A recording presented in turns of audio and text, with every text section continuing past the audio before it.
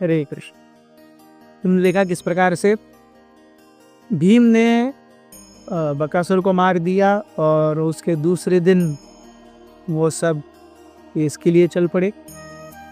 बकासुर को मारने के बाद उस ब्राह्मण से उन्होंने द्रौपदी स्वयंवर के बारे में सुना और द्रौपदी स्वयंवर की वार्ता सुन करके दूसरे ही दिन उन्होंने जिस ब्राह्मण के पास वो रह रहे थे कि चक्र समाज से विदा ली।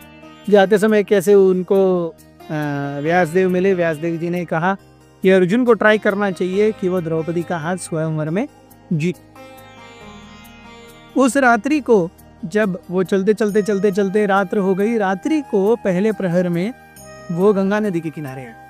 गंगा नदी को पार कैसे करेंगे ये सोचने लगे कि तभी वो पानी की तरफ अप्रोच कर रहे थे कि उन्हें एक आवाज सुनाई दी, सावधान, कौन है जो इस समय पे गंगा में आने का प्रयास कर रहा है।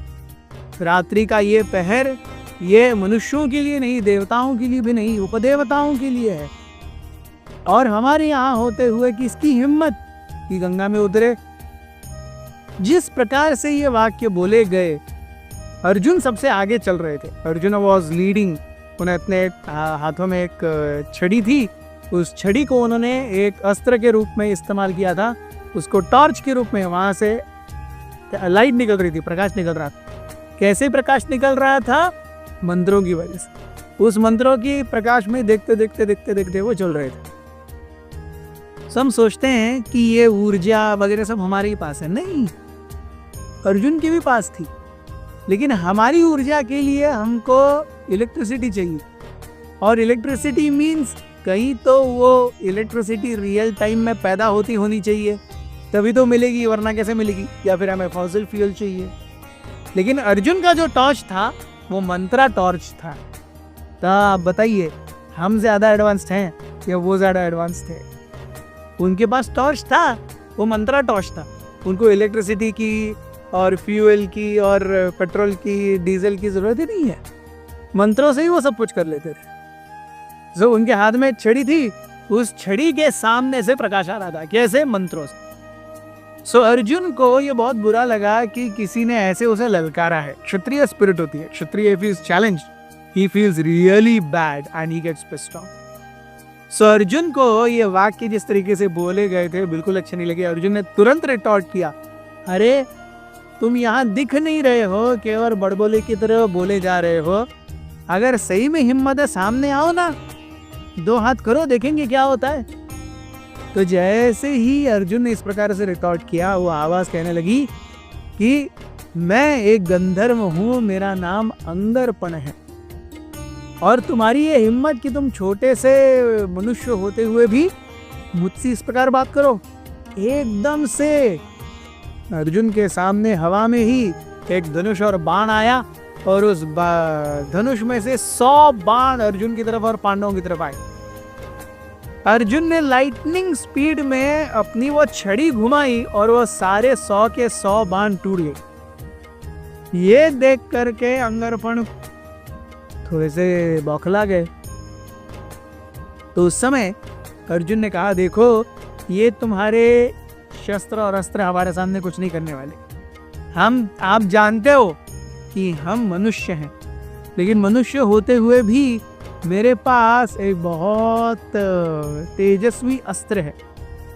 तुम अगर गंधर्व हुए तो क्या हुआ, तुम्हें बहुत गुरूर है ना अपने गंधर्व होने पर।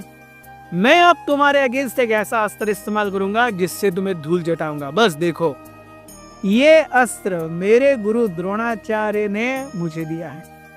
द्रोणाचार्य को ये अस्त्र उनके गुरु अग्निवेश्य से मिला था। अग्निवेश्य ने ये जो अस्त्र है वो अपने गुरु से लिया था। और अल्टीमेटली ये अस्त्र जो है वो स्वयं भगवान से आ रहा है। इस प्रकार से अर्जुन ने कहा, अब मैं अग्नेय अस्त्र का प्रयोग करूंगा। अर्जुन ने केवल एक घास का तिनका लिया, या सॉरी घास का तिनका नहीं लिया, वो जो हाथ में उनके छड़ी थी उसी छड़ी को लेकर के मंत्र उच्चारण किया। वो छड़ी अग्नेय अस्त्र बन गई और वो छोड़ा तो उसमें से ऐसा अग्नि का बॉम्ब निकला कि उससे अंगरपण का रथ जो है वो पूरी तरह जल गया। उसके घोड़े टूट गए और वो जमीन पर गिर गया धूल चाटते हुए। उसके कपड़े खुद के भी थोड़े जल गए थे। So this was too much. जैसे ही अंगरपन नीचे गिर गए, अर्जुन ने तुरंत अंगरपन को पकड़ लिया, बंदी बना लिया और अपने बाल से खींचते खींचते खींचते अंगरपन को युधिष्ठिर के पास लेके गए। युधिष्ठिर के पास लेके जाने के बाद बोले, देखो भाई, ये था जो बहुत ज्यादा बातें कर रहा था। जैसे ही युधिष्ठिर अंगरपन के बारे में कुछ कहते, उसी के पहले एक स्त्री इसमें से आई, गंगा से आई और युधिष्ठिर के सामने गिर गई। कहने लगी, मैं कुंभीनाशी हूं, कुंभीनाशी अंगरपन की पत्नी, कृपया इसे क्षमा कर दीजिए। इसने आप जैसे महान व्यक्तियों के का रास्ता रोकने का प्रयास किया है और अपने गर्व के कारण उसने अपने जीवन में स्वयं ही ऐसा संकट मोल लिया है, लेकिन मैं उसकी पत्नी उसके लिए दया की भीख मांगती।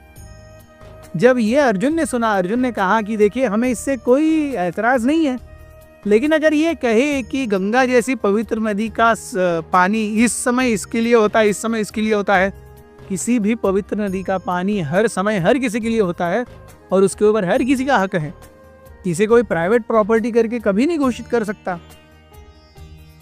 तो जब युधिष्ठिर ने ये सुना तो उन्होंने कुंभीनाशी को देखा और कहा, देखो, तुम्हारा पति पहले ही परास्त हो गया है, उसका रथ भी टूट गया है, उसका स्वयं के कपड़े भी जल गए हैं, वो भी थोड़ा काला हो गया है जल करके, केवल एक अस्त्र से ही।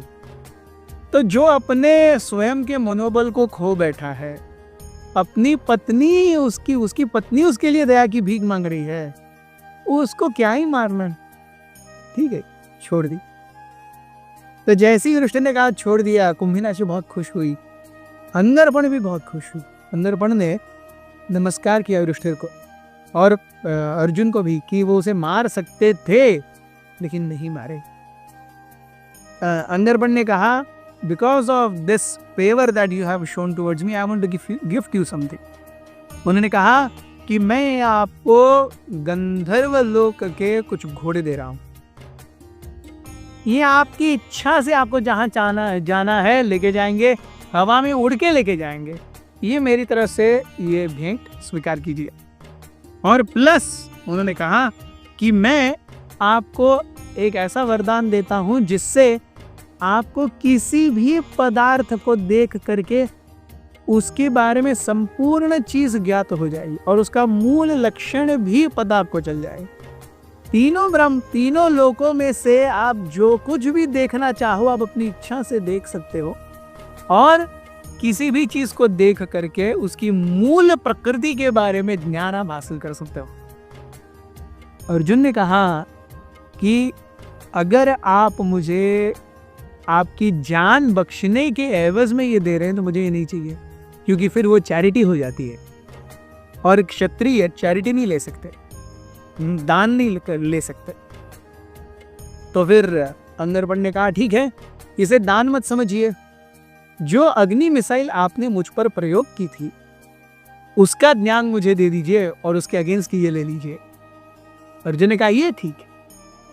तो अर्जुन ने अंगरपन गंधर्व को वो ज्ञान दिया अग्नि मिसाइल का और उनसे वो ज्ञान जिससे वो तीनों लोकों में कुछ भी देख सकें और जिस भी चीज को देख करके उसकी मूल प्रकृति की जान ले, ये ज्ञान हासिल किया।